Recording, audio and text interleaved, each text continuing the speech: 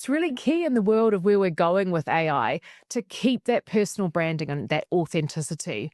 So, with AI's growing role in content creation and marketing, how would you recommend individuals ensure their personal brand remains really authentic and uniquely human?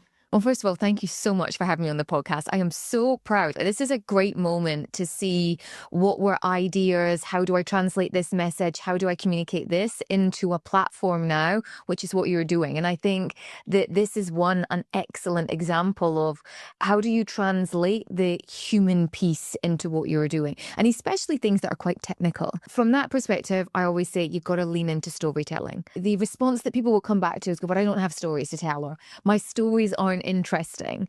And I always think that's a load of rubbish. They just don't know how to potentially structure a story. When it comes to that humanizing piece of the personal brand, we want it to be punchy. We want there to be a lesson in it. And I think the big pieces, kind of when communicating storytelling, is there's always got to be what's in it for the listener.